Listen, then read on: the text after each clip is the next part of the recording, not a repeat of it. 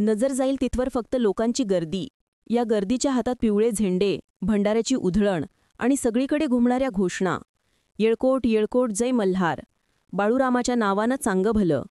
बुधवारी जालन्यात निघालेल्या धनगर समाजाच्या मोर्चातलं हे चित्र गर्दी, भंडारा आणि लोकांच्या उत्साहामुळे लक्षात राहणारं. आता गर्दीला चेहरा नसतो असं म्हणतात, पण जालन्यात जमलेल्या या गर्दीला चेहरा होता. या गर्दीला नेतृत्व होतं. या गर्दीचं कारण एक माणूस होता, नाव दीपक बोराडे. धनगर समाजाला एसटी प्रवर्गातून आरक्षण मिळावं या मागणीसाठी मागच्या 9 दिवसांपासून दीपक बोराडे आमरण उपोषणाला बसले आहेत. त्यांच्या नेतृत्वातच बुधवारी जालन्यात धनगर समाज बांधवांनी भव्य इशारा मोर्चा काढला होता. मोर्चाला गर्दी झाली, भंडारा उधळला गेला. पण धनगर बांधवांचा उत्साह सगळ्यात जास्त कुठे दिसून आला असेल तर दीपक बोराडे भाषणाला उभे राहिल्यानंतर. दीपक बोराडे यांनी मोर्चावेळी केलेल्या भाषणात मनोज जरांगे पाटलांचं कौतुक केलं. धनगर समाजाचे प्रश्न पोट तिडकीनं मांडले, लोकांच्या भावनांना हात घातला. त्यानंतर धनगर समाजाच्या या मोर्चाची दीपक बोराडे यांची तुलना मनोज जरांगे पाटलांशी होऊ लागली. पण धनगर समाज ज्यांच्या एका शब्दावर लाखोंच्या संख्येनं एकत्र आला ते दीपक बोराडे आहेत कोण? त्यांनी हे आंदोलन कसं उभं केलं आणि त्यांच्या या आंदोलनामुळे धनगर समाजाला त्यांचे जरांगे पाटील मिळाली आहेत असं का म्हणता येतंय? दीपक बोराडे यांच्या आंदोलनाची सुरुवात झाली ती बुधवारी 17 सप्टेंबरला. एसटी प्रवर्गातून आरक्षण मिळवण्यासाठी धनगर समाजाकडून जालन्याच्या छत्रपती संभाजी उद्यान, मोठी बाग ते अंबड चौफुली दरम्यान मोठी रॅली काढण्यात आली होती. या रॅलीला जालना जिल्ह्यातून हजारो धनगर बांधव एकत्र आले होते. त्यानंतर दीपक बोराडे यांनी पुण्यश्लोक अहिल्यादेवी होळकर यांच्या नियोजित स्मारकाच्या ठिकाणी आमरण उपोषणाला सुरुवात केली. दीपक बोराडे यांची मागणी आहे की धनगर आणि धनगड एकच आहे आणि राज्य सरकारनं धनगर समाजाला अनुसूचित जमाती म्हणजे एसटी प्रवर्गातील आरक्षण लागू करावं. पण राज्य सरकारकडून बोराडे यांच्या उपोषणाची दखल घेण्यात आली नव्हती. त्यामुळे सोमवारी 22 सप्टेंबरला सकल धनगर समाजाच्या वतीनं बीड जिल्हाधिकारी कार्यालयासमोर निदर्शनं करण्यात आली. जिल्हाधिकाऱ्यांना निवेदन देऊन बीड जिल्ह्यातल्या धनगर समाज बांधवांनी बोराडे यांच्या उपोषणाला पाठिंबा दिला. जालन्यात उपोषण सुरू झाल्यावर राज्यभरातल्या धनगर बांधवांनी बोराड्यांना पाठिंबा जाहीर केला. वकील गुणरत्न सदावर्ते यांनीही रविवारी बोराड्यांची भेट घेत त्यांच्या मागणीचं समर्थन केलं.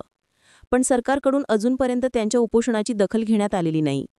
कृषी मंत्री दत्तामामा भरणे यांनी बोराड्यांची घेतलेली भेट या व्यतिरिक्त सरकारचं शिष्टमंडळ त्यांची भेट घेण्यासाठी आलेलं नाही. त्यानंतर दीपक बोराडे यांच्याकडून जालन्यात इशारा मोर्चाची हाक देण्यात आली. बुधवारी हा मोर्चा पार पडला. यावेळी इशारा मोर्चाला भूषणसिंह राजे होळकर, आमदार गोपीचंद पडळकर, ओबीसी नेते प्रकाश शेंडगे असे अनेक नेते उपस्थित होते. जालन्यातल्या गांधी चमन चौकातून हा मोर्चा निघाला होता. नंतर मोर्चात दीपक बोराडे यांचं भाषण झालं. यावेळी त्यांनी मुख्यमंत्री देवेंद्र फडणवीस यांच्यावर टीका केली. राज्यात सत्ता द्या, मंत्रिमंडळाच्या पहिल्या बैठकीत आरक्षण देतो असं आश्वासन फडणवीसांनी दिलं होतं. 2014च्या लोकसभा निवडणुकीवेळी पंतप्रधान नरेंद्र मोदी यांनीही खांद्यावर घोंगडी घेऊन आणि ढोल वाजवून आरक्षणाची मागणी पूर्ण करण्याचं आश्वासन दिलं होतं. सरकारच्या मुंडक्यावर पाय देऊन आपल्याला आरक्षण घ्यावं लागेल.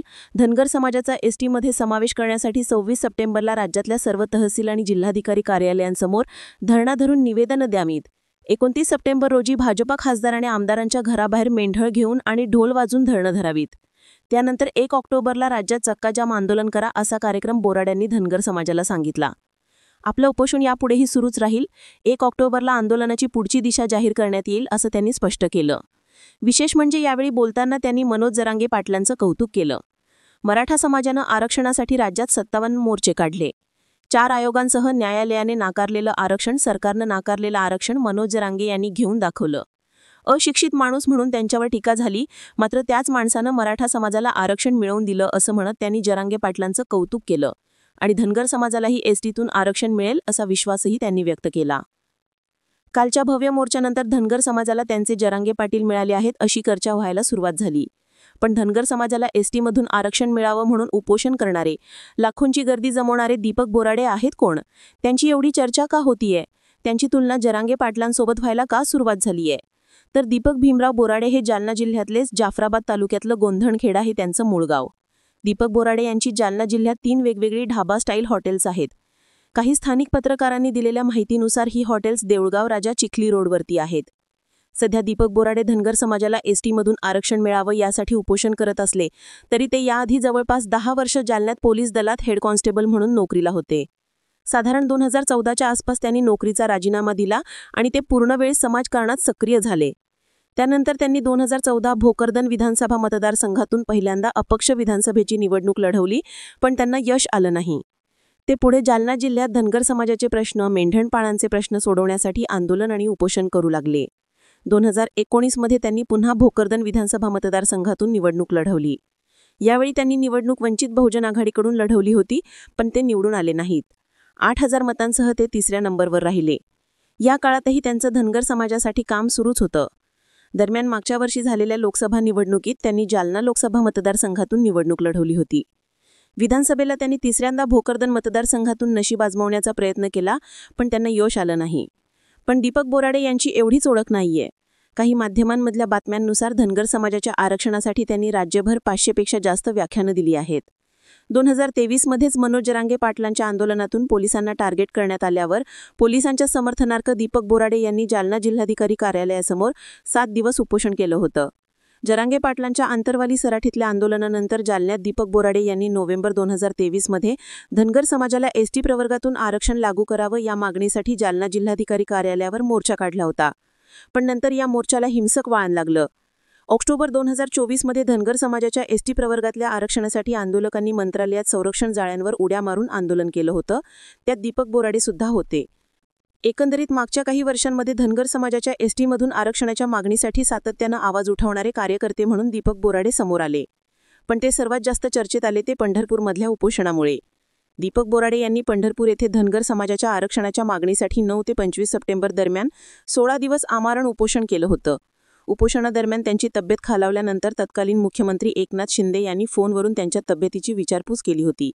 सरकारच्या शिष्टमंडळानंही दीपक बोराडे यांची भेट घेऊन त्यांच्या मागण्या समजून घेतल्या होत्या. पंढरपूरमध्ये केलेल्या उपोषणामुळे दीपक बोराडे राज्यभर चर्चेत आले. आता बुधवारी 24 सप्टेंबरला जालन्यात निघालेल्या भव्य मोर्चानंतर दीपक बोराडे धनगर समाजाचे नेते म्हणून राज्यभर चर्चेत आले आणि धनगर समाजाला त्यांचे जरांगे पाटील मिळाले आहेत अशी चर्चा सुरू झाली. पण असं म्हणण्याचं पहिलं कारण म्हणजे धनगर समाजाला एसटीमधून आरक्षण मिळावं ही त्यांनी लावून धरलेली भूमिका. मनोज जरांगे पाटलांनी मराठा समाजाला कुणबी प्रमाणपत्र मिळावं आणि ओबीसीतून आरक्षण मिळावं ही भूमिका लावून धरली होती. त्यासाठी जरांगे पाटलांनी मागच्या काही वर्षांमध्ये अनेक आंदोलनं केली, उपोषणं केली.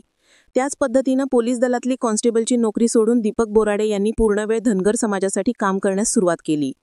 धनगर समाजाला एसटी प्रवर्गातून आरक्षण लागू झालं पाहिजे ही मागणी लावून धरली. त्यासाठी मागच्या काही काळात त्यांनी जालन्यासह इतर भागांमध्ये आंदोलनं केली. सरकारचा प्रतिसाद मिळत नसला, मेनस्ट्रीम मीडियाचं ट्रॅक्शन मिळत नसलं तरी त्यांनी आपली मागणी सोडली नाही. आपण प्रसिद्धीसाठी लक्ष वेधून घेण्यासाठी किंवा फक्त नावापुरतं आंदोलन करत नाही, तर आपण मागणी मान्य होत नाही तोवर हटणार नाही, हे दीपक बोराडे सातत्यानं दाखवून देत आलेत. धनगर समाजाला त्यांचे जरांगे पाटील मिळाले आहेत असं म्हणण्याचं दुसरं कारण म्हणजे धनगर समाजातून मिळणारा पाठिंबा. बुधवारी जालन्यात दीपक बोराडे यांच्या नेतृत्वात इशारा मोर्चा काढण्यात आला होता. या मोर्चाला धनगर बांधवांनी मोठ्या संख्येनं गर्दी केली होती. मराठवाडा, पश्चिम महाराष्ट्र, विदर्भ, खानदेश राज्यातल्या सगळ्या भागातून धनगर बांधव बुधवारी जालन्यात दाखल झाले. जालन्यातल्या मोर्चाला जमलेल्या गर्दीनंतर दीपक बोराडे यांना धनगर समाजाचा मोठ्या प्रमाणात पाठिंबा असल्याचं दिसून आलं. म्हणून जरांगे पाटलांच्या मराठा मोर्चाप्रमाणे जालन्याचा मोर्चा झाल्याचं बोललं गेलं. लाखोंची गर्दी स्वखर्चानं जालन्यात दाखल आली होती. याचं कारण होतं दीपक बोराडे यांनी दिलेली एक हाक. मनोज जरांगे पाटील यांनी मुंबईला जाण्याची घोषणा केल्या तेव्हा कसं पाटील म्हणतील तसं असं म्हणत सगळा मराठा समाज मनोज जरांगे पाटील यांच्या मागे एकजूट आता दिसून आली. तशीच एकजूट आता बोराडे यांच्या पाठीमागे दिसून आली. धनगर समाजाला त्यांचे जरांगे पाटील मिळाले आहेत असं म्हणण्याचं तिसरं कारण म्हणजे राजकीय प्रेरणा नसलेलं आंदोलन. महामेमतेकल्स प्रकाश शेंडगे हे नेते सुद्धा धनगर समाजाच्या आरक्षणाचा प्रश्न लावून धरताना दिसतात.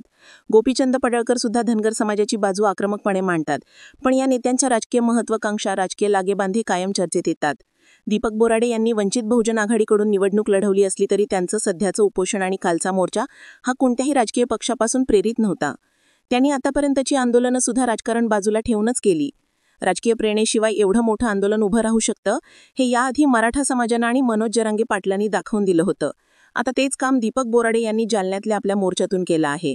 थोडक्यात मनोज जरांगे पाटलांप्रमाणे दीपक बोराडे यांना मिळणारा पाठिंबा, त्यांच्या मागे जमा होणारी गर्दी बघता धनगर समाजाला त्यांचे जरांगे पाटील मिळाले आहेत असं म्हणता येते. आता पुढच्या काही दिवसात सरकार दीपक बोराडे यांच्या उपोषणाची दखल घेऊन त्यांच्या मागण्या मान्य करतं का हे पाहणं तितकंच महत्त्वाचं असेल. पण जालन्यातल्या धनगर मोर्चाबाबत तुम्हाला काय वाटतं? धनगर समाजाला खरंच त्यांचे जरांगे पाटील मिळाले आहेत का? तुमची मतं आणि प्रतिक्रिया कमेंट करून नक्की सांगा. आणि माहितीपूर्ण व्हिडिओ पाहण्यासाठी गोष्टीगंध यूट्यूब चॅनलला सबस्क्राईब करायला विसरू नका.